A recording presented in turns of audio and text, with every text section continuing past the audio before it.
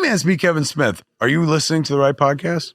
Because you're supposed to be listening to Three Guys in a Flick. Are you listening to that right now? Then you're in the right place. Enjoy.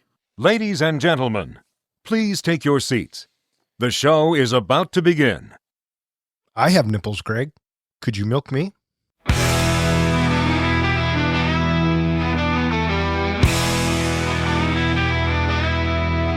Three guys and a flick with Don, Ken, and John.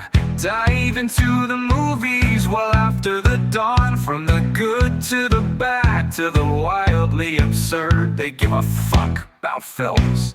Their voices are heard. Welcome back. You are listening to Three Guys in a Flick. This is where we review the good, the bad, and the absurd. Tonight's episode, Meet the Parents. Beware spoilers. Coming to you from Jack Byrnes' house, my name is Don. Hey, why does it feel like I'm being watched? And why the fuck am I strapped to a lie detector? So tell us the truth. Who do you like better, the professor or myself? Neither of you. That is a true answer. And joining me tonight, as always, the comic book guy, this is John. Heidi-ho. And the professor has the night off. Tonight we are talking about Meet the Parents. Meet the Parents comes to us because, well, I wanted to talk about Meet the Parents.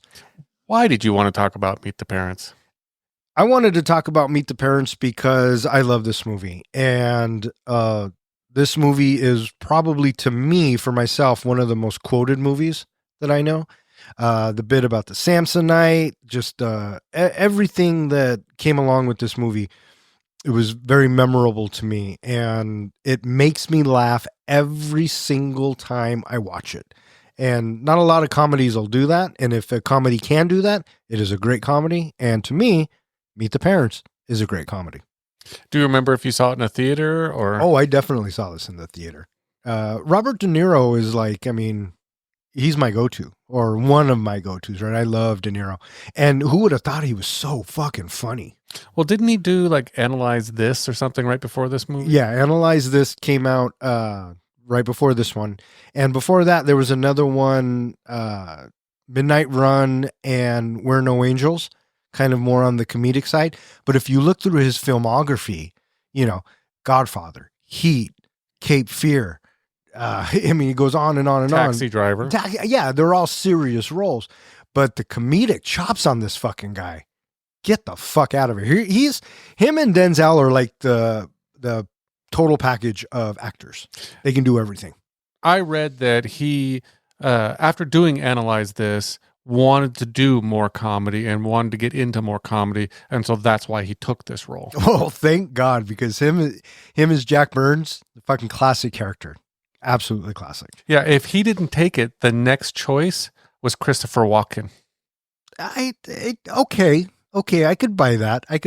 And I don't think, I mean, looking at it now, you can't imagine anybody but De Niro doing it. But Walken, okay, that's kind of solid. Walken would have done a good job, but I think De Niro would be more intimidating. Did you know who originally was set to direct and star?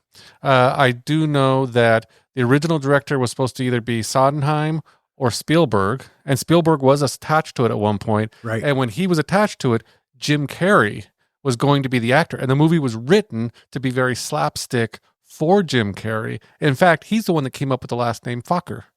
Oh yeah? Yeah, and because both him and Spielberg dropped out due to delays, and I guess I think Carrey went on to do Me, Myself, and Irene, and I don't remember what Spielberg went on to do, but both of them it was taking too long to make this movie. Yeah. I don't know if I would have liked it with Carrey.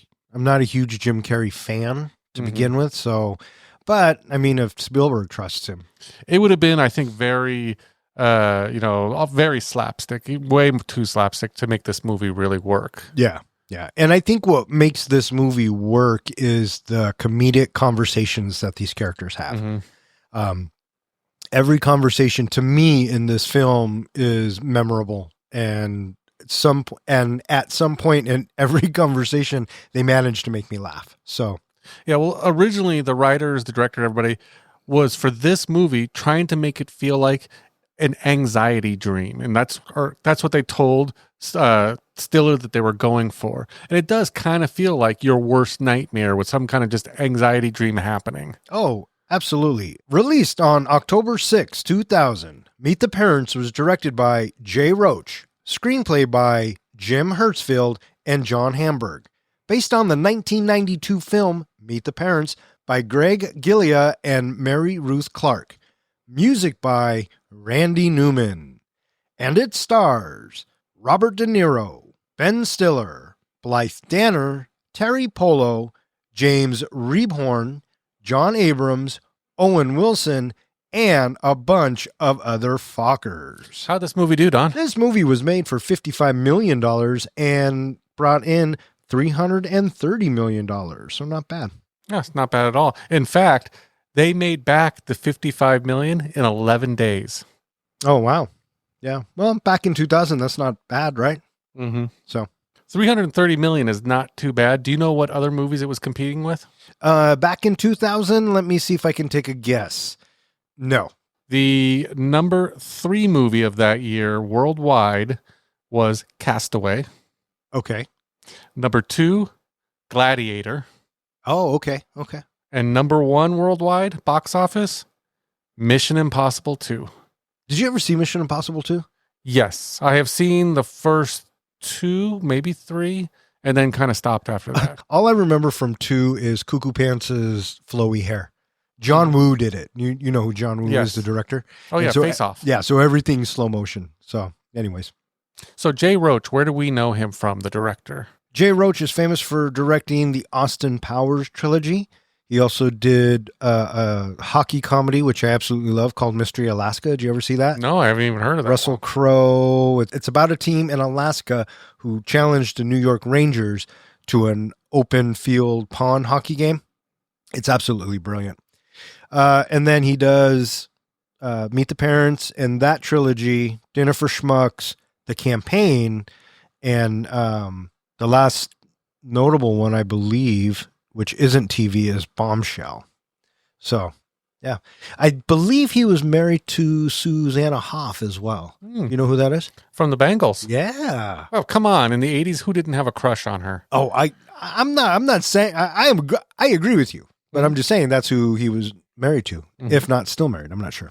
Yeah, I had not heard that. I do know that the screenplay by Jim Hertzfield and John Hamburg. I haven't heard of Hertzfield before. I guess he did a lot of writing for TV shows like Married with Children. Uh-huh. Do you know where we know John Hamburg from? A Will Ferrell movie? I don't know about that one. Oh, well, where do we know him from then? Another Ben Stiller and Owen Wilson movie. Starsky and Hutch? Zoolander? Zoolander. I just recently watched the first Zoolander again. Fucking awesome. That's one that needs to go in the helmet. Why male models? You heard them, listeners. Into the helmet. Zoolander. Please and thank you. Yep. My arch nemesis wrote the music for this. I was thinking about that last night when I was watching it. I heard it and the song came on and I started laughing out loud because I know how much you love Randy Newman. Can't stand him. In fact, that's the only thing I hate about Toy Story. Yeah, no, I know you've said that. So I take it that the Meet the Parents isn't getting a 5. It is not getting a 5. Sorry, Randy Newman. That's just the luck of the draw. Yeah, he dropped it down like almost 2 points. Oh, wow. Wow. No, I'm kidding. Okay, I was going to say. There's other reasons. This is a good fucking movie.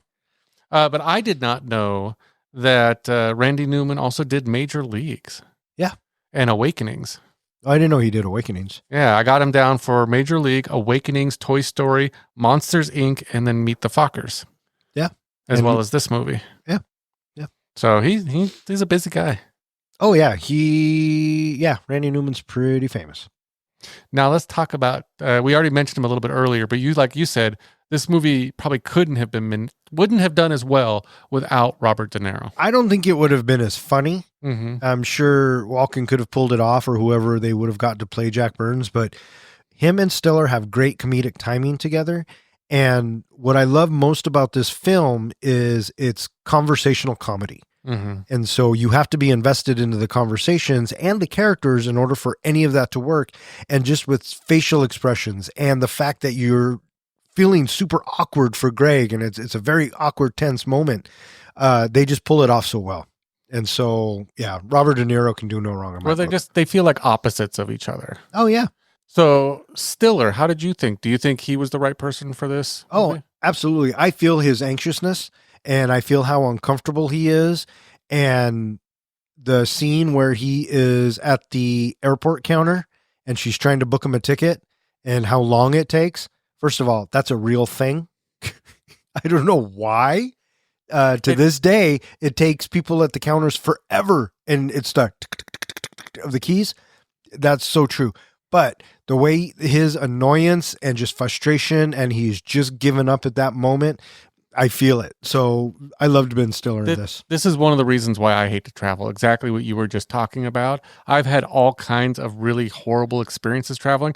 I even had one time that I said apparently something wrong to the lady at the actual where you get on the plane, the boarding area. Uh-huh. I said something, so she started calling off all the rows, and like my parents got on the plane, so I went up with my parents. They're like, no, not you yet. So I had to go step aside. She calls off a few more things. I start to go, no, not you yet. She made me board the last person on the plane because she just didn't like me. What'd you say? I basically got upset about moving seats or something. They made us move seats early on, and I didn't want to move seats. Well, what'd you think of Stiller?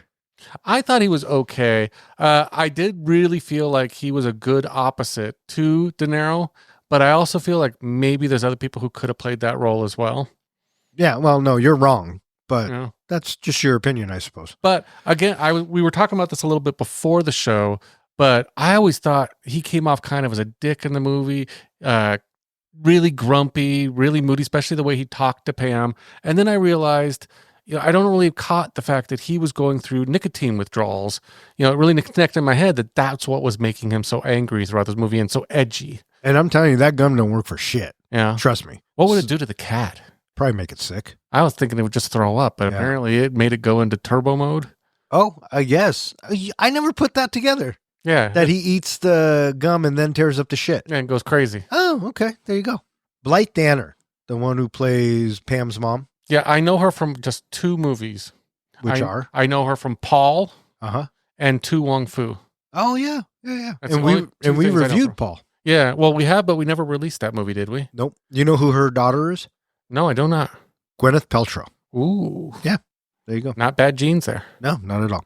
Terry Polo, the gal who played Pam.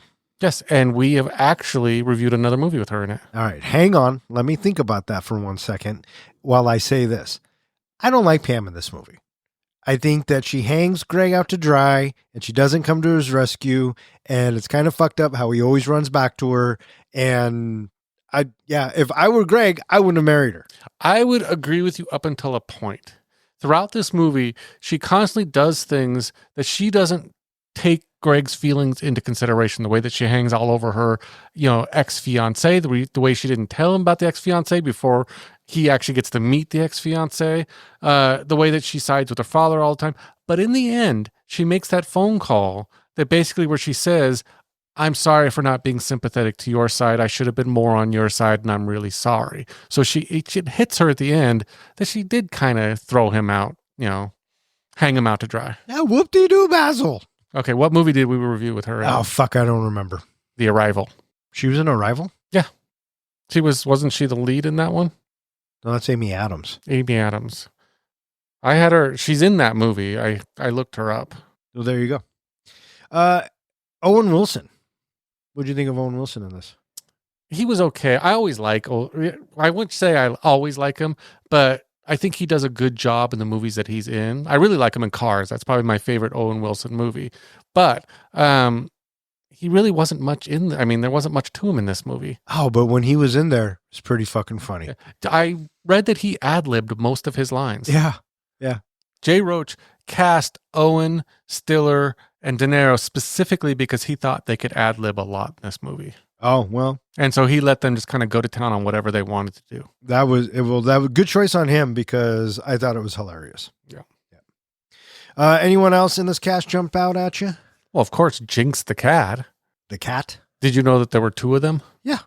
That's kind of typical. And there was a decoy little toy cat that they used for like going up and down the wall, Oh. the house and all that, and dropping it. And Well, I don't like cats to begin with, so that's fine. yeah, apparently De Niro wasn't a huge fan in the beginning of cats, but he sparked up some kind of strong friendship with this cat that he actually pushed for more cat interactions in the movie. The reason why we see Jinx so much is because of De Niro. Yeah, and he wanted to train him himself, but figured out it'd take too long, so he just let the trainers do it. If he completely had his way, one of the things he wanted was for Jinx to be in almost every scene in the movie, or at least every scene that Jack was in. So- One of the funniest things I thought about this movie is this movie, I guess, is supposed to take place in Chicago and even opens on Chicago.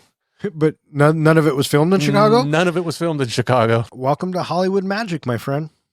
So one question I had for you. Yeah. When you think about this movie and its genre, would you call this a romantic comedy, a slapstick comedy, a dark comedy, or something else, or all of the above? Why can't I just call it a comedy? Would you call it a comedy? Just a regular comedy? I thought about maybe categorizing it some way, because the original version was definitely a dark comedy. Do you know anything about the original version? I didn't even know it existed before I started doing my research. No.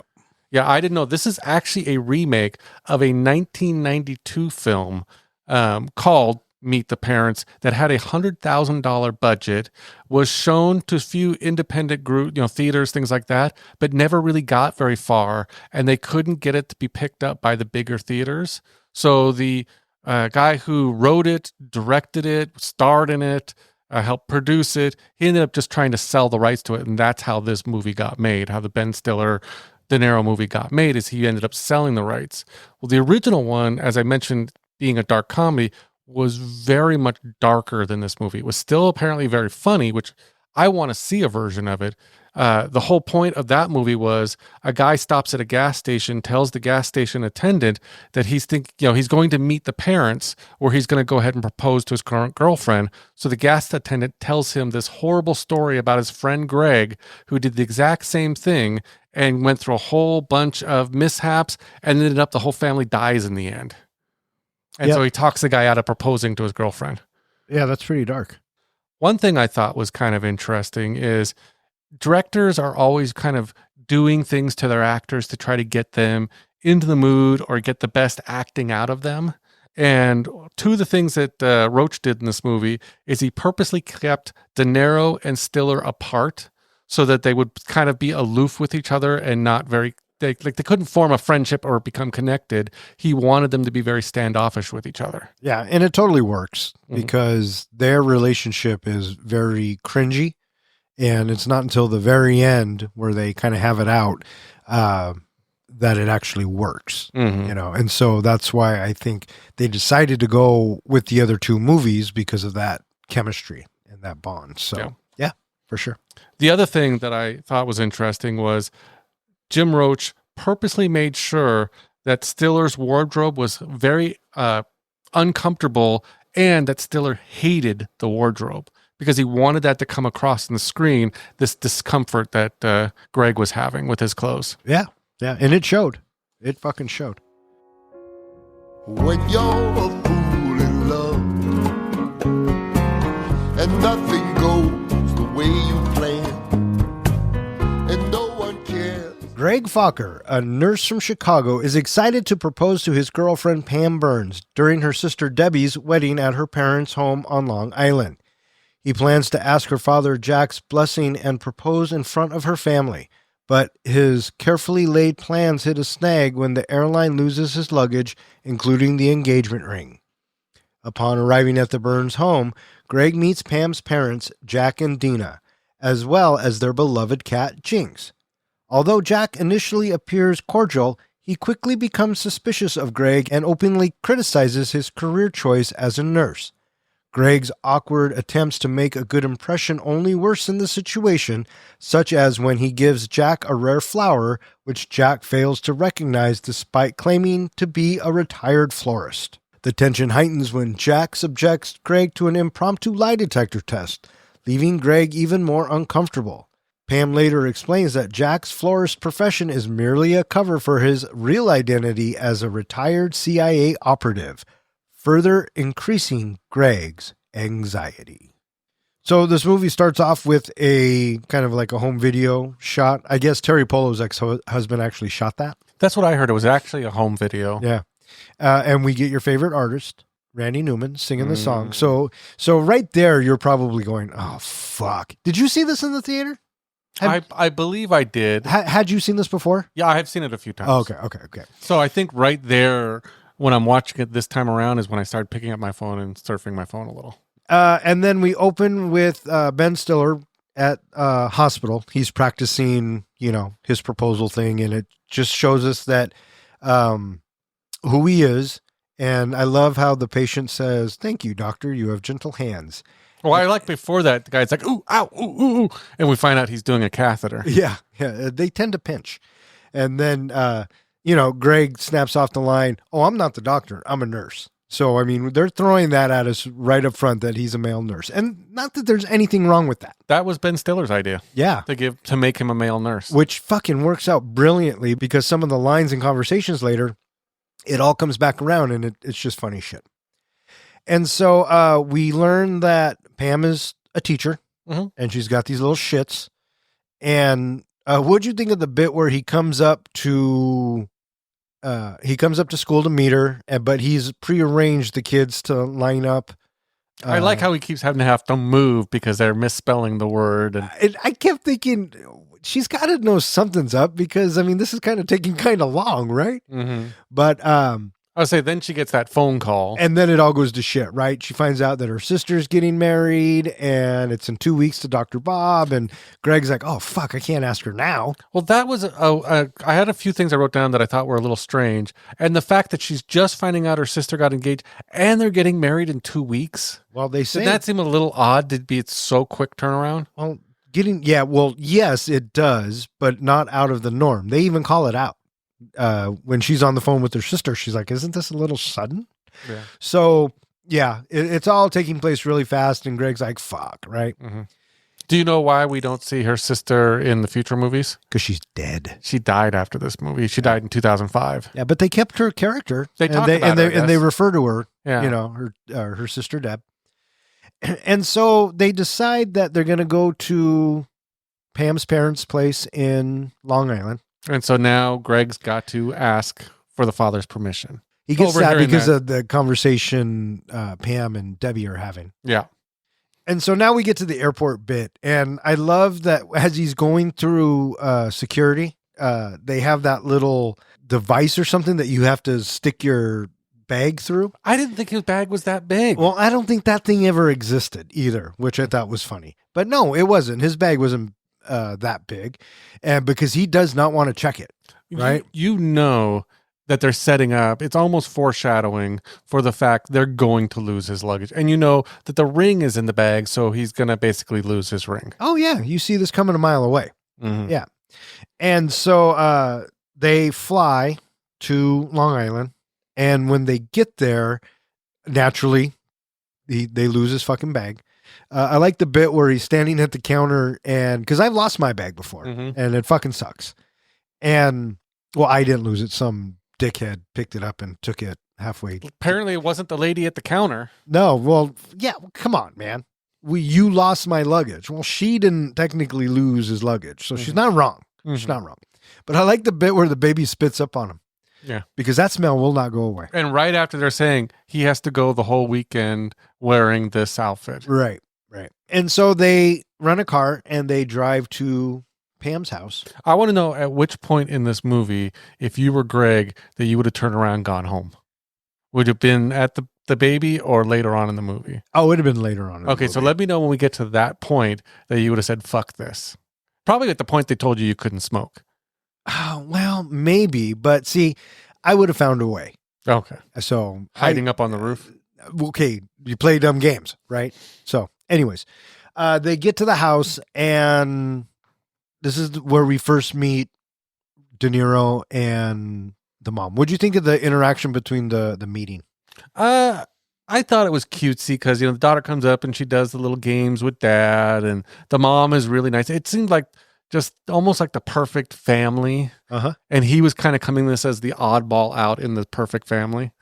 I like how Jack says, they say geniuses pick green, but you didn't pick it.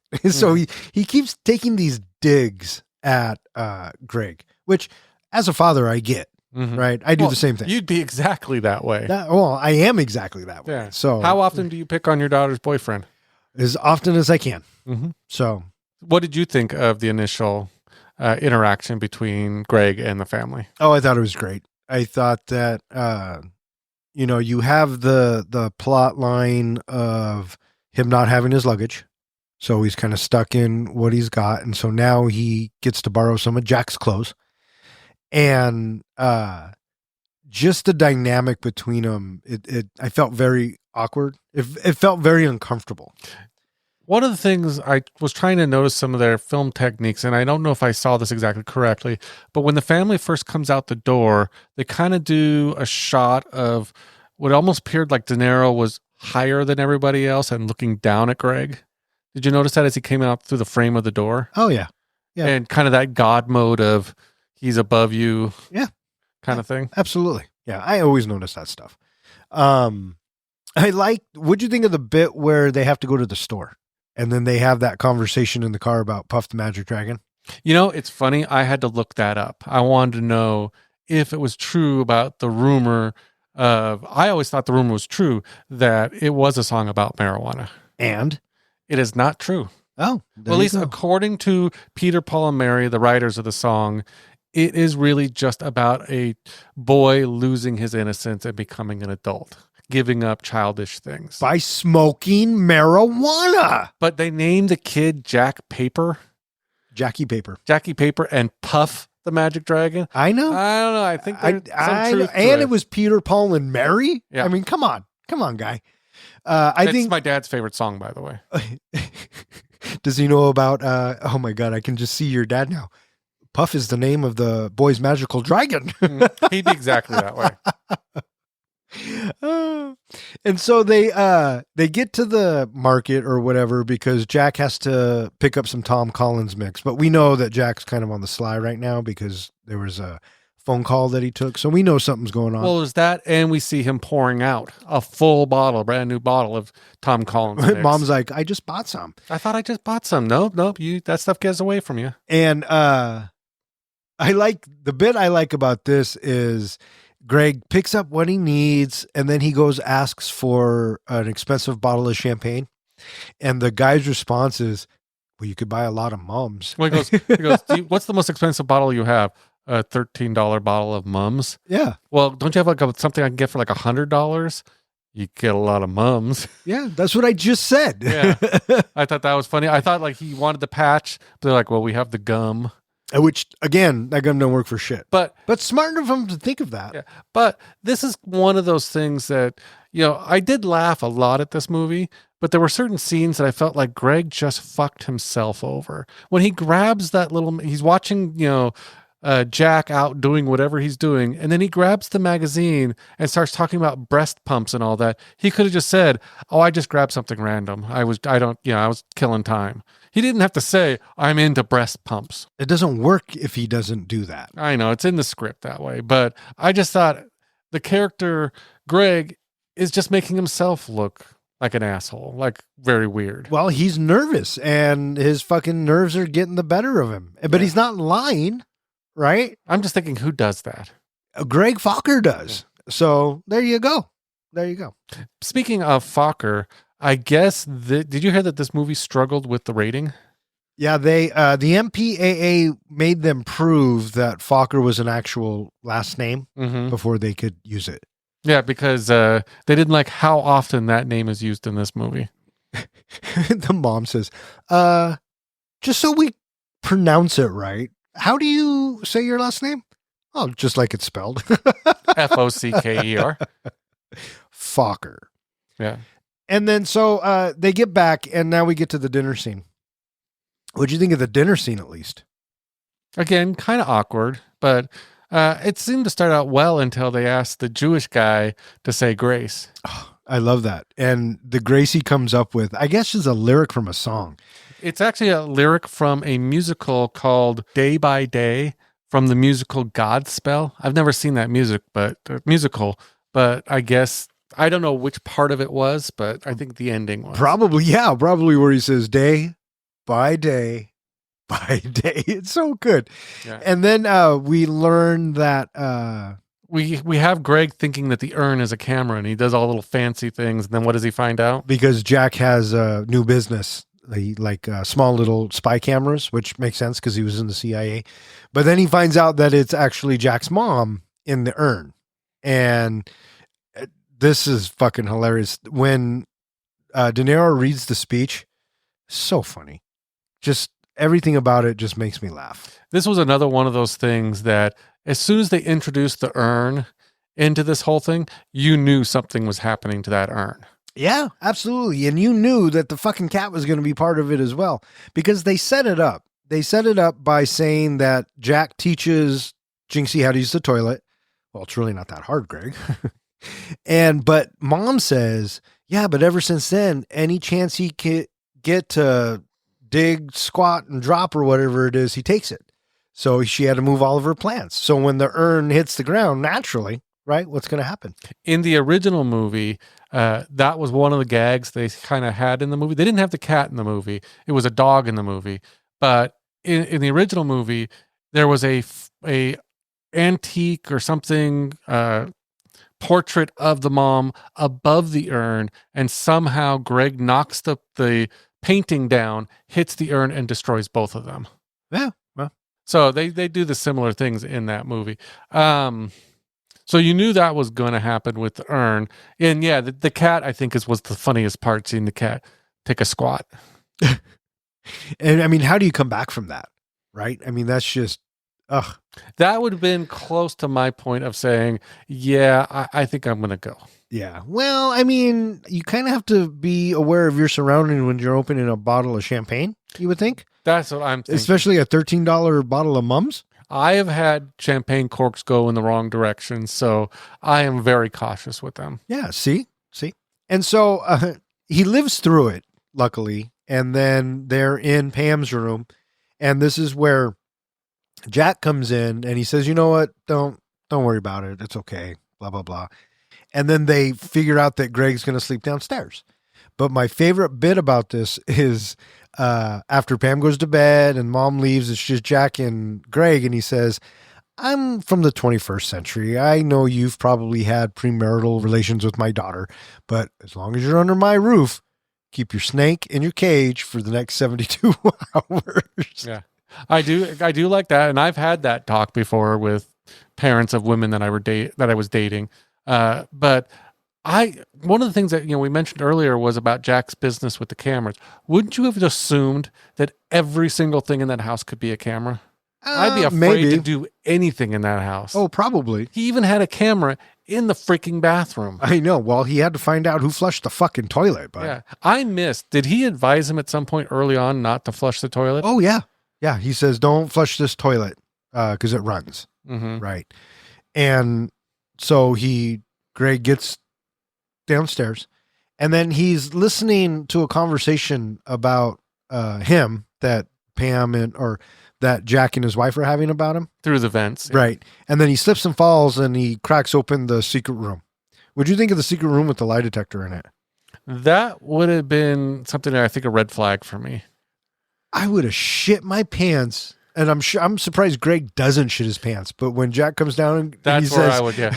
Are you looking for something, Greg? See anything interesting? Oh my God, I would have just shit my pants. Yeah. But and then he agrees to be hooked up to the lie detector. Come on. De Niro's so polite. Oh, come on, let's give it a try. Oh, you're going to like it. It's going to be fun. Would you have let him hook you up? Fuck no. God, I can't even imagine what he would ask, especially like he says, well, your dad asked me if we're living together. Yeah. And then, because they're not supposed to know. But I love the questions he comes up with, right? Did we have roast tonight or whatever? He goes, meatloaf. Yeah. Was it undercooked? And so Greg has to dance around it. Greg does such a good job of dancing around everything, but in his attempts to dance around it, he just makes it worse. Apparently the lie detector wasn't in their original script. That was De Niro's idea to add it in. Oh, and it was so genius because the guy's from the CIA, so it makes complete sense. Well, I like because after this, I believe it's after this that Pam reveals to him that he was in the CIA. And did you hear like he was in the his role in the CIA was like torture and getting information out of people. Psychological warfare. Psychological warfare. So yeah, that's not the father-in-law you want to have. And so after he gets out of the lie detector, Pam does come down, and that's where she tells him, you know. And then she tries to come on to him, and he's like, nope. Snake stays in the cage for 72 hours. Yeah. She's like, I'm not a child. He's like, nope. Yep, nope. Puff the magic dragon lived by the sea and frolicked in the autumn mist. Greg meets Pam's extended family and quickly feels out of place, especially after learning about her ex-fiancé Kevin. Charming, wealthy, and still friendly with Pam, Kevin's presence deepens Greg's insecurity. Determined to impress the family, Greg's efforts backfire spectacularly, making him the target of ridicule. Things worsen when he floods the backyard with sewage and sets the wedding altar on fire. Jack's suspicions of Greg intensify after Greg endorses a marijuana interpretation of Puff the Magic Dragon and is wrongly accused of owning a marijuana pipe, which actually belongs to Pam's brother Denny. As if things couldn't get worse, Greg loses the family cat Jinx and tries to cover it up by replacing him with a stray cat whose tail he spray paints to pass off as Jinx. The replacement cat wreaks havoc, destroying the house and Debbie's wedding dress. The deception is revealed when a neighbor finds the real Jinx, and Jack seizes the opportunity to accuse Greg of lying about his academic credentials. Overwhelming and disgraced, Greg is ultimately asked to leave the family home. Now, in between the first act and the second act, we have Jack introduce the Circle of Trust. What do you think of that whole conversation? Oh, I thought it was wonderful. I mean, just the way he pulls it off, and that's his facial expressions. He says, once you're in the circle, once you're in, you can't get out. And if you're ever out, you're never coming back in. Well, and he kind of makes him feel like, if you tell anyone, I'm going to have to kill you. Oh, yeah, because he was in the CIA. And so the next morning, Greg hears a bunch of stuff going on. And this is one of my first problems with Pam. Why doesn't she wake him up? Oh, because she wanted him to sleep. No, bullshit. You wake him up. Yeah, you're a guest in someone's home. When everyone's up, when she's up, he should be up. Yeah. Right? Okay. So he comes out, looks like a fool, automatically in front of all these people. We get Deb, her fiance, Dr. Bob, and then Dr. Bob's parents, Dr. Larry and the mom. Yeah, who I don't like right off the bat. Oh, they are so funny because they're so arrogant and so doctorish, right? And Jack takes this opportunity to try to make Greg look bad, and he likes to flaunt the fact that Greg is a male nurse. And then the doctors laugh. Yeah, right? like they think he's kidding. Yeah, and he's like, no, I really am a nurse. And they said, well, why didn't you want to take the MCATs? And he says, well, I did. And Jack's like, you did? Then why wouldn't you want to be a doctor? And Greg's just like, I want to be more patient and not, a doctor. He'd less bureaucracy, more time with the patients. Right. And, he just continues to get ridiculed for it. Yeah. And this is one of those where we really get to see that it's kind of hinted at earlier on, but Jack really isn't giving Greg a chance. Oh, no, because he's right away ruled him out. Well, yeah, because nobody's good enough for his daughter. Trust me, I know the feeling, right? But with you, it's true. What? That nobody's good enough for your daughter. Right. Well, for him, it was too. Yeah. Right. Until he gets to know the guy. Jack has the whole wedding planned. He's like this crazy wedding planner. And it turns out one of the groomsmen can't make it. And so Pam suggests Greg, which again, fucking awkward. And why wouldn't you ask him first? She just blurts it out, right? Greg could do it. Yeah. I mean, Pam keeps fucking him left and right and not even in the good way. Well, I think they offer him up as to be an usher. Yeah, but still, to be in the wedding and you just met these people? Yeah. I mean, come on. And the thing is if it was my wedding, I don't think I'd want him in the wedding because I don't know him. Right, exactly. But you're not going to say no to Jack, right? Yeah, that's true. So, and this is another problem I have with Pam. They're all getting ready to leave and Greg needs some fucking clothes. So what does she say? She says, go to my brother's room and get some. Or just grab some clothes. And I love how he says, you mean go up to your brother's room who I've never met and just ask him for some clothes? And she's like, yeah. Fuck that. Go get me some fucking clothes. Yeah. How about that? That's what she should have done. That's right. That, and I still thought, well, he probably just should have worn more of Jack's clothes. Yeah, but he says that he doesn't want to. Okay. So this is where we find out that Denny sneaks in and out, and he's kind of like a rebel. And Well, he's a pothead partier. yeah, I mean, who's not, right? And so Greg manages to get some clothes, and they go to the tuck shop. I really thought the way that Denny was acting when he says, sure, let me grab you some clothes. I thought he was going to grab him the most horrible things to wear. Yeah, he's kind of seemed like a dick, right? Yeah, I thought he was fucking with him, but turns out, I mean, they weren't the best clothes in the world, but they weren't horrible. And they were Denny's clothes. I can see Yeah. Denny wearing these clothes, right? And I like how when they leave, Greg borrows Denny's jacket, and then Denny remembers. We don't know what he remembers yet, but we remembers, right? And then he later, when they get to the tuck shop, Denny goes to the jacket to pull out a marijuana pipe. Yeah. And he tries to play so innocent in front of his dad, right? And Jack's like, do you know what this is, Denny? And Denny's like, no, Dad. What is it? And the way De Niro takes it, sniffs it, I mean, it's such a dad thing to do, right? I can totally see my dad doing this. No, Denny, this is a device for smoking marijuana. Yeah. And so good. Well, it's not mine. And so immediately he thinks it's fucking Greg's. well, he already thinks Greg has some connection to pot because of the whole Puff the Magic Dragon discussion. That, oh, well, he must be into pot. He said something about, Greg, you a pothead? Well, now he feels like he's gotten his proof that Greg is a pothead. And Right. and that he lied to him. And so he goes over and he talks to Greg, and he starts off the whole conversation with, was I not clear about what it takes to be in the circle of trust? Because it's one of these instances where you have two characters talking about two separate things. Greg has no idea what the fuck he's talking No about. clue, right? And this is one of my favorite lines from Jack, where he says, if I find out that you've corrupted my firstborn in any way, I will bring you down, baby. I will bring you down to Chinatown. And it's just so good, so well delivered. And so Greg's like, what the fuck? Right? And so they have to leave. I think one of the next things they do is they go to Kevin's house, where this is where right before they go, Greg finds out that Pam had an ex-fiance, which I'm thinking, one, that should have come up beforehand, like a long time ago. And two, when Pam found out they were going to Kevin's house, she should have alerted him and let him know what he's about to get into. Now you know why Pam is on my shit list. Yeah, that Right? just seemed like an odd thing not to mention. Right. And so they go to Kevin's house, and I love this whole bit. This is probably one of my favorite scenes in the entire movie. From the time they get there until the time they leave.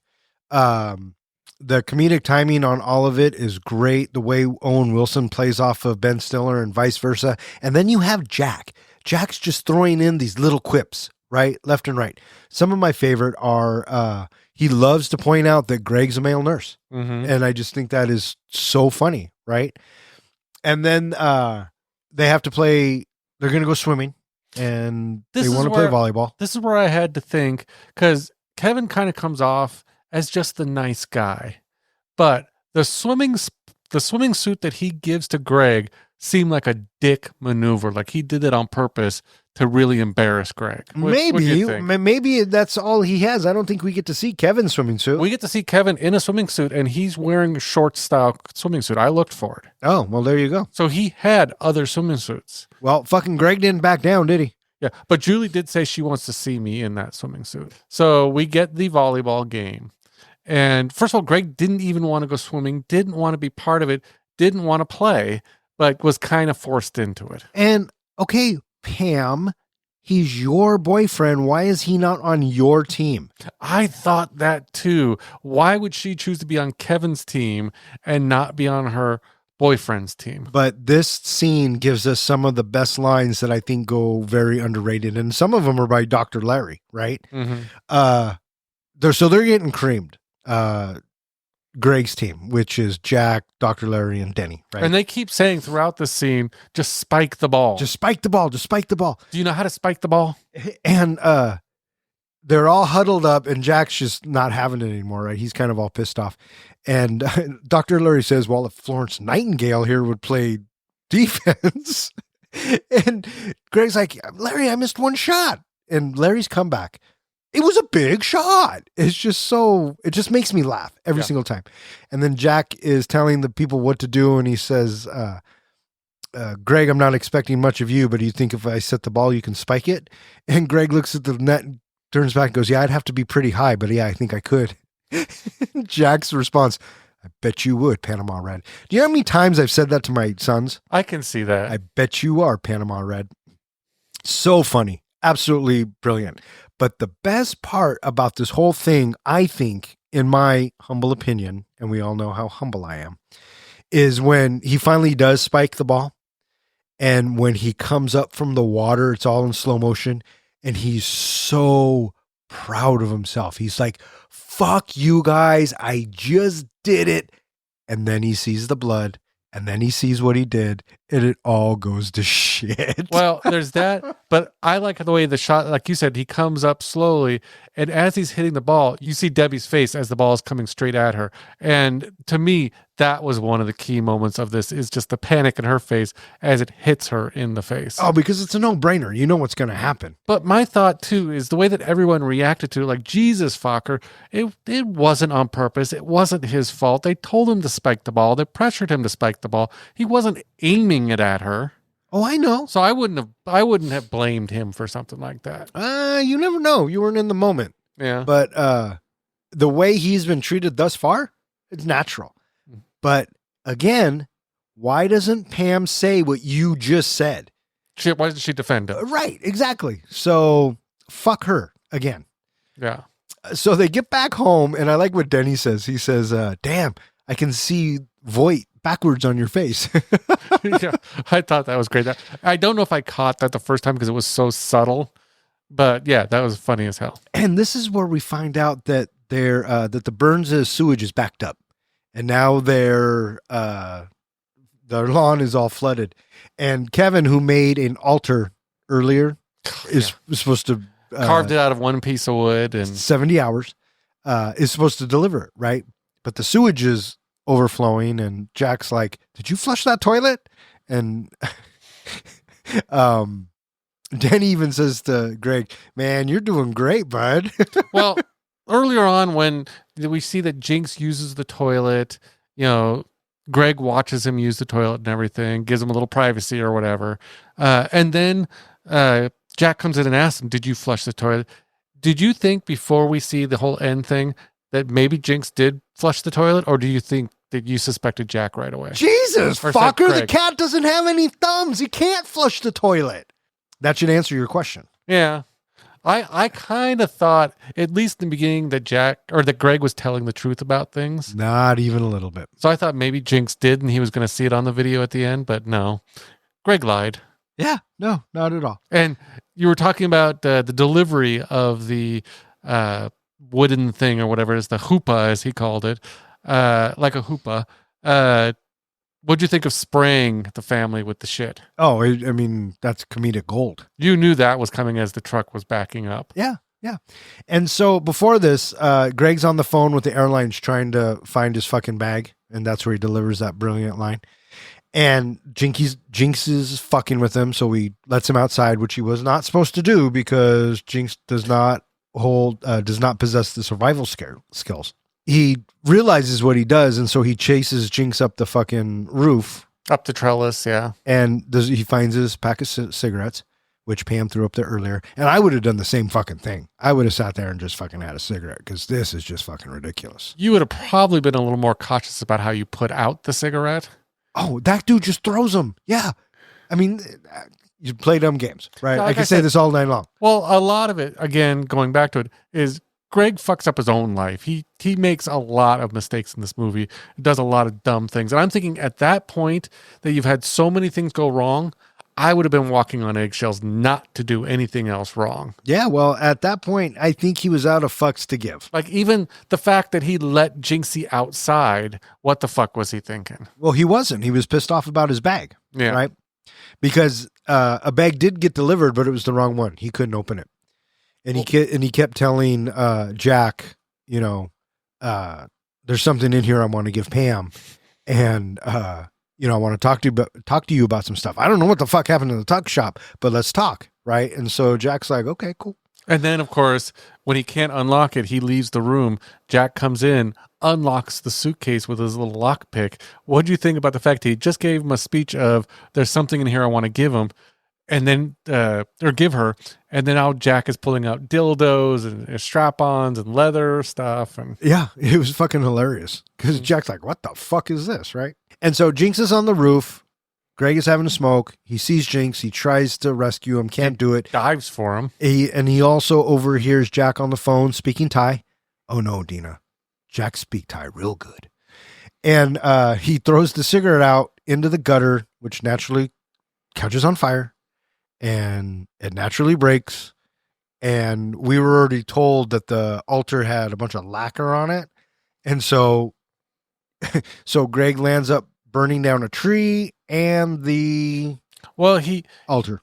He goes to stomp out the fire in the gutter, breaks the gutter falls, hits a power line. The power line then goes and hits like a tree or something like that. And then a branch falls on fire onto the altar, which the lacquer makes it go up into a huge flaming fire. Yeah. What did you think about in the background as the family's coming out? We see subtly Stiller's character, Greg, jumping through that window. Oh, I would have done the same fucking thing. Yeah. For sure. And it was almost perfect, right? He could use this excuse about Jinx getting out. That's what I was thinking too. I would have said, well, when they came out that door, did you notice they left the door open? Yeah. And so they have to get the backyard pumped. They have to get the altar taken care of. And there's like 15 minutes before rehearsal dinner, and Jinx is now missing. Mm-hmm. And of course, Jack is freaking out. And the bit that stands out to me in this is when he tells everybody that he taught Jinx to walk down the aisle with the rings. Did you notice Dr. Larry's reaction? No, I'm not sure. So he goes, oh yeah, no, I totally did it, and blah blah blah. And Dr. Larry's like, Jesus Christ. Well, this it was this huge travesty. But here's another one of those things I think it's going to go on your I don't like Pam list, that everybody's kind of freaking out, everybody's having things, and Pam instantly volunteers Jack to go find Jinx. He'll find Jinx without even asking him or talking to him. Dick move number 7. I agree with you. Yeah. Fucking A. So maybe you're right. Maybe she is the villain of this story. But, what's he going to do? He figures, well, maybe if I find the cat, I can get back on Jack's good side and we can, make this all go away. I'd like to say, knowing what I know and seeing what I saw in the movie, that one of the first things I would have done is I would have gone and talked to the neighbors in the neighborhood and asked, have you seen this cat? Maybe he did, maybe he didn't, I don't know. But I would have done that before immediately going to looking for, the cat at other places. Yeah, well, I mean, you live and you learn. Mm-hmm. So there you go. But he does go to a shelter and he thinks he finds Jinx if it wasn't for that damn tail. And so he gets this idea. Would you have spray painted the cat? Probably not. Probably not. I understand his intentions, which were he thought he could bring the cat home while he actually found the real Jinx and then swap them out later. Yeah. But I'm thinking there's no way with that cat training and the fact that Jack, not only is he the CIA guy, but he worked so closely with Jinx, there's no way he's going to fall for it. And he's a human lie detector. Yeah. Right? So, but Greg brings the cat, and I love the expression he has. He's all happy with himself. It's in slow motion. The hero moment. Yeah. And they found him, right? And so now Greg was the savior of the day. Okay, he's the big hero. He's re-ingrained himself with the family, and nobody is making fun of him anymore. Right. And so they're laughing at his jokes, and they're at dinner having a good old time. And in the meantime, Greg is still calling shelters, trying to find the real Jinx. And at the same time, Jack calls home to check his messages, and his neighbor called and says, hey, Jack, we found Jinx. He wandered over into our yard. And so now Jack has him by the balls. Right. And they have that little face off about we better get home pretty quick and check on Jinx or something like that. I love how Greg comes over and goes, "Yeah, I'll drive for Larry," and he gives him like he's been drinking too much motion. And this, what do you think of this race all the way home as they kept hitting every single light? Well, before that, we see the cat get into the nicotine gum, which basically sets him off into some hyper rage that now he's destroying everything. So not only did he bring home the wrong cat, but this cat is now destroying everything. Yeah. And then we have the drive. And I guess, have you seen the movie Ronin? Yeah. This was supposed to be a call out to the movie Ronin. It was supposed to be similar to that, but making fun of the fact of lights changing so fast. Yeah. And the fact that they got stopped at every red light, that's what was funny about it. Mhm. And I love how they'd only get a block at a time. yeah, but they're going super fast, right? And they keep giving each other the eye and this, that, and the other. And finally, Greg's supposed to take a left, so Jack takes a left, and Greg goes straight. So now he knows he's fucked. I thought you would call out the back seat, the doctor guy in the back seat, that he kept going, "Jesus fucker," every time they hit the thing. I love that guy. And they're just complaining every time. Jesus fucker, the cat doesn't even have thumbs. And so they make it home, and Greg knows he's fucked, so he just stays in the car. And then you hear screaming from the house, and it's shown to us that this cat fucking just tore up everything in the Tore guest up room. the wedding dress. And Jack calls him on it. He says, "Greg, you spray painted this cat, and now look what it did. You lost Jinx out. You've been lying to us from the very beginning. You lied about your MCATs. You're just a liar." And Pam immediately takes Dad's side. I mean, she asks him, "Is this true?" But I guess in this instance, to her defense, he really did paint the fucking cat. Yeah. And they even call out, "I bet you're the one who started the fire." And he doesn't respond. They know right away, yep, he started that fire. But he didn't lie about it. No. I mean, so he was fessing up. So he's confessing all of his sins. And then, the question about the MCAT comes up, and he goes, "No, I took it, whatever." But it's a little bit too late. And so Jack wants him out. And Greg at this point is defeated. Yeah, because you look back, they show everybody against Greg, and they show that look they're all giving him, like, get the fuck out. Yeah. Disapproval. Mm-hmm. And he tells Pam, "Okay, well, I'm going to go to the airport. What are you going to do?" And she goes, "Well, I'm going to stay here, fucker." I'm trying to think, like, if I had a nickel for every time that I've gotten that look, I'd have a lot of nickels. And so Greg's like, "Okay, fuck it, I'm leaving." And just as he is about to leave, a van pulls up, and the guy gets out and goes, "I got a suitcase for Gaylord Fokker." And this is where everything kind of comes to light for Jack. He's like, "Wait a minute. I thought you said your name was Greg." He goes, "It is. I changed it because I haven't gone by Gaylord since the 3rd grade." And I love how, I think it was even the plastic surgeon doctor guy who says, "Really? His name is Gay Fokker?" No, it was Denny. Oh, it was Denny that said that? Yeah. Because then Jack kind of figures it out like, oh, well, maybe the information I pulled about Greg Fokker didn't exist because it wasn't Greg Fokker. It was Gaylord Fokker. And so he's kind of looking at Danny going, "Shut the fuck up." Well, here's another Pam as a dick on, dick list, is that she comes out and then they just all come out and surround her, and she doesn't come out to him in the car. She just kind of stands on there and stares at him as he's kind of pulling away in defeat. Yeah, she's kind of an asshole. Yeah. And so he leaves, and he wants to go home. Yeah, who wouldn't at this point? I got my mojo working, just won't work on you. I got my mojo working. Greg's journey hits a low point when he is detained by airport security after refusing to check his oversized suitcase and losing his temper. Back at the Byrnes home, Pam shows her parents Greg's MCAT transcript, which reveals his legal name is Gaylord, not Gregory, explaining why Jack's CIA search found no records. Dina confronts Jack, pointing out his unreasonably high standards and his constant disapproval of Pam's boyfriends. Hearing Pam's heartfelt apology to Greg over the phone, she realizes how much she loves him. He rushes to the airport, reconciles with Greg, and gives him his blessing after Greg admits his fears of not meeting Jack's high expectations. Touched by Greg's devotion to Pam, Jack asks him to be his son-in-law. Back at the Byrnes home, Greg proposes to Pam, and Jack and Dina secretly listen in, agreeing that it's now time to meet Greg's parents. After Debbie's wedding, Jack reviews hidden camera footage of Greg venting about him, inadvertently exposing Denny as a marijuana user and ending the story on a humorous note. Roll credits. What did you think of Greg at the airport? Oh, it's absolutely fucking hysterical.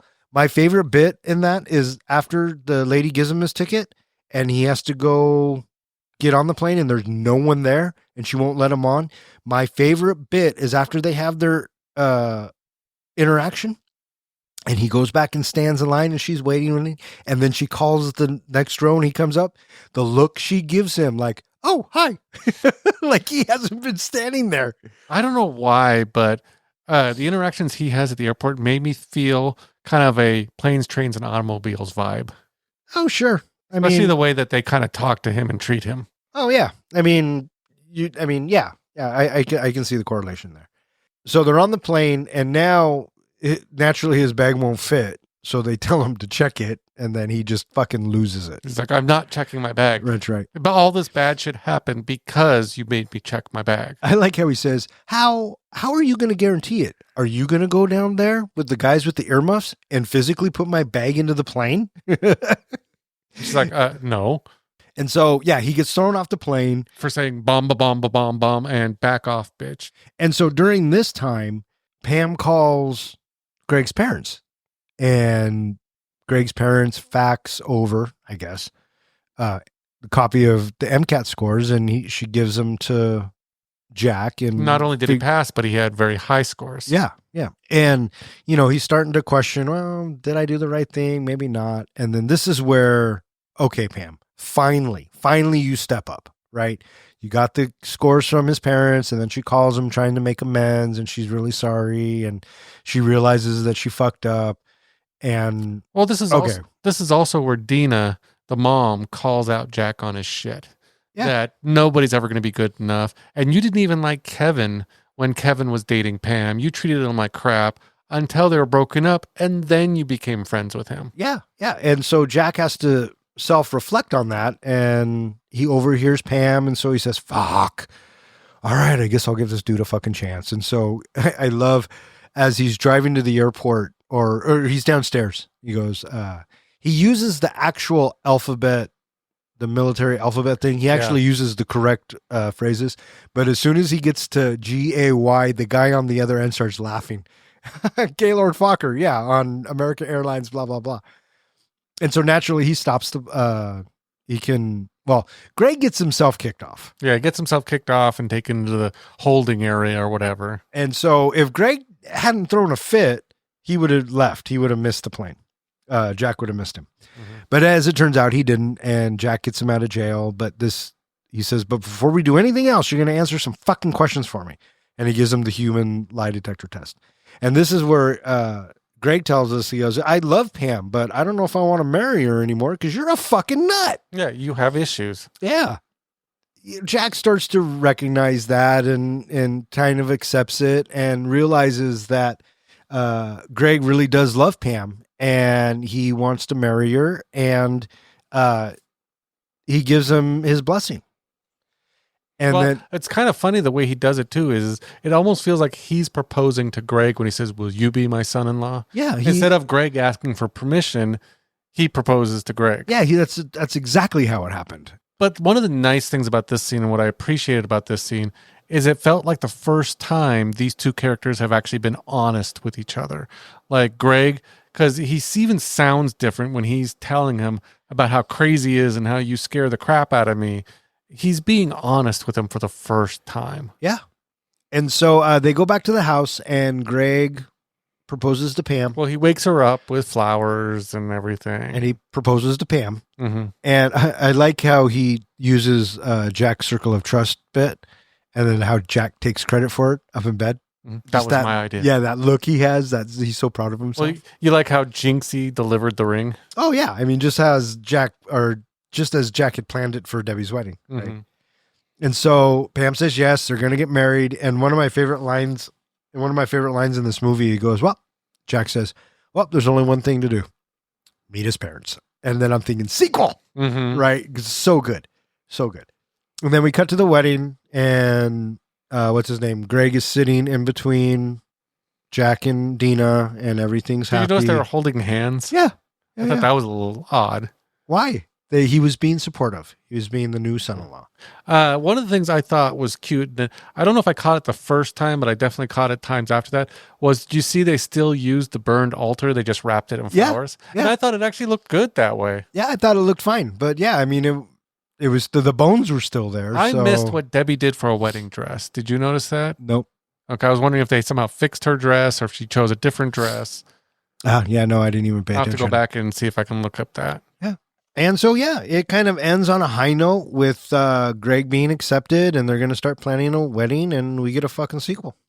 Yeah. Well, now, I believe the Meet the Fockers did better than this movie, but got lower ratings. Do you like this one better than Meet the Fockers? Yes, I think this one is the best one out of the trilogy. Out of the three? I haven't seen the third one, I could guess, which is Little Fockers. Yeah. But I thought the second one was funny, but I agree with you. This was the better one. But Dustin Hoffman and Barbara Streisand make the perfect parents for Greg. Oh my gosh, they are so good. They are what saves this franchise from becoming like a one note kind of franchise. Mhm. The problem I had with the second one, and if we ever review it, is the whole Greg's illegitimate son subplot. I didn't like it. I don't even remember that, so I'll have to go back and watch it. Yeah, well, I just watched it on the plane because I knew we were doing this one. Mhm. So, and that was Meet the Parents. So I mentioned earlier, you said this before, not every movie needs a villain or an anti-hero, but would you say there was one in this movie? Was Jack the anti-hero? Was he kind of the villain of the movie? Was Greg his own villain? Or do you call out Pam as the villain of this movie, basically fucking things up for Jack the whole time, or fucking things up for Greg the whole movie? I don't know if villain is the right word. Antagonist, maybe. Antagonist, I think, is a better word. Yeah, Greg could definitely be his own antagonist for sure. And his goal, so he's the protagonist, right? And he has a goal. His goal is to propose to Pam, right? And get Jack's blessing. But there are so many factors that get in the way of that up until the end. You could say that Jack is a antagonist. You could say that Pam inadvertently is an antagonist. But I would say ultimately, I think Greg's his own antagonist. So, because think about the decisions he makes. All right, what do you think? You ready to rate this flick? Sorry, what was that? I was busy over here milking your cat. I don't have a cat, dude. Well, fuck. I guess I'm ready then. We rate our movies on a 1 to 5 scale. 1 being a movie that was not so great, a 0 being a movie we don't give a fuck about, and a 5 is solid gold, what we would consider a perfect movie. And seeing as this was my pick, I will go first. You go first. I remember when Meet the Parents came out. I saw it in the theater. I remember when it came out on DVD, and the amount of rotation it got in my DVD player was a lot. Where I worked at the time, me and a bunch of my buddies, this movie we would quote nonstop because it just made us laugh. And to this day, it still makes me laugh. Is it perfect? No. There are some things that are fundamentally wrong with it. But overall, the comedic conversations are awesome. They are very well written. The chemistry between De Niro and Stiller is great. I think the cast, outside of Pam and her character and maybe the actress, I think the cast is pretty spot on. It is the best of the trilogy, in my opinion, and so it's for those reasons I'm giving Meet the Parents 4.75 fucks. Would you like me to go next? I don't know who else is there. Well, before I go, Don, do you want to guess my rating? You're going to give Meet the Parents 3.5 fucks. Is that your final answer? Yeah, let's go with it. Okay. Meet the Parents delivers a blend of humor and discomfort. I think one of the key things about this movie, at least in my opinion, is that you're supposed to have this sense of discomfort the whole way through the movie as you watch Greg make one mistake after another and get himself in a lot of trouble. Stiller's performance borders on both enduring and annoying, occasionally testing the audience's sympathy. I mentioned it earlier that I feel like Greg is his own worst enemy, and often he kind of comes off as a dick the way that he snaps at Pam and the way that, like I said, he gets himself in his own trouble. For me, it got a little annoying after a while watching him make mistake after mistake, which was supposed to be the funny parts, but you're thinking nobody in their right mind would actually say or do any of these things. De Niro, on the other hand, I thought he shined as the intimidating father. He both brings a comedic edge as well as just a scary sense of this is not the father that you want to have for your fiance. This is the most intimidating person you could probably run into, and he does a fantastic job of conveying that. The film's comedic scenarios are engaging, yet the resolution feels, in my opinion, overly tidy, which conflicts with the quickly moving past prior tensions. The movie just, in the end, after everything that's happened, after everything that was done, we have one scene in the airport, and that just tidies up everything. Everything is forgiven from the sister and from the family. Everybody's good with all the damage that Greg has done and that has happened over time. I thought it was just tied up into too much of a neat little bow by the end. Overall, the film is enjoyable and rewatchable. It was just missing, in my opinion, one thing from the original, which was having Andy Griffin in a movie on the side story of the original movie as a chainsaw rapist. I thought that would have been perfect for this movie. But overall, other than that, it's a great movie. It's rewatchable. As you've mentioned, Don, it's very quotable. But again, like I said, it's hard to root for our hero when often he comes off as just a fucker. So it's for those reasons I'm giving Meet the Parents 3.5 fucks out of 5. Bam! 3.5 fucks from the comic book guy and 4.75 fucks from myself. That gives Meet the Parents an average of 4.1 fucks, which now ties it in the 12th spot with Violent Night, Clerks 3, The Sandlot, The Fifth Element, Spider-Man No Way Home, Big Fish, and Jumanji, Welcome to the Jungle. It is slightly better than Jojo Rabbit, V for Vendetta, Dodgeball, Zombieland, The Thing, and Edge of Tomorrow, and slightly worse than Thor, Love and Thunder, Top Gun Maverick, The Breakfast Club, The Big Lebowski, Scream, and Casino Royale. So there you have it. All right, that is going to wrap it up for this episode of Three Guys in a Flick. If you would like to know which movie we're going to be reviewing next, please check out the website. And speaking of which, hey, John, where can they find us? They can find us at threeguysinaflick.com, where we go ahead and post our show notes. You can find all of our podcasts, and we pretty much post everything else we can think of on there. You can find us at all of social media and any place that hosts podcasts like Spotify, Apple, iTunes, things like that. You can find our podcast. In fact, while you're listening to us right now, go ahead and give us a like, give us a comment, give us 5 stars. We would love to have you add to our score and maybe get us higher on that list, as well as hit that subscribe button so that we can add to our subscriber base. All right. I just want to thank myself for picking such an awesome movie. Thanks, Don. Thank you, Don. You're welcome, bud. No, you don't get to say thank you. You didn't like it. I gave it a 3.5. That's not a bad score. This movie deserves no less than 4 or 5. And I want to thank anyone else who listens and who has suggested a movie. If you keep listening, we'll keep recording. For Three Guys in a Flick, I'm Don. I'm John. You tried to milk him, you sick son of a bitch, didn't you? Jesus, fucker. It's just a game. It was a big shot. 3 guys with some mics, yeah, got into the flicks. We're here for the real talk, no time for the tricks. Don as the captain, steering us right. Kid drops now to shedding light. John with the comics, bringing the hype. From the good, the bad, to the absurd, we break it down, make sure you heard. Passion for the screen, we ride or die about movies. You know, we always give a fuck, no lie. I think that it is absolutely brilliantly written. I think it is written absolutely brilliant. It's been a while, man. It's because you've had to look. You were looking at. It's been a minute. Yeah. Quit looking at me, dude. Quit looking at me. Halfway around the world, and I've been fine. You brought it home from the plane. Shit. What kind of like Johannesburg, Africa shit did you bring back with you? Oh, you don't want to know, dude. You don't want to know. I think that's about it for what I have. It's gonna be the whole pod, isn't it? Me blowing my nose? Yeah, basically. I'm gonna thank you for that now. You are welcome. Act 1, introduction and setup. You don't have to read that part. Don't tell me what to do. Act 2, rising tension and conflict. You know you don't have to read that part. Don't tell me what to do. Things worsen when he floodens the back. Floodens?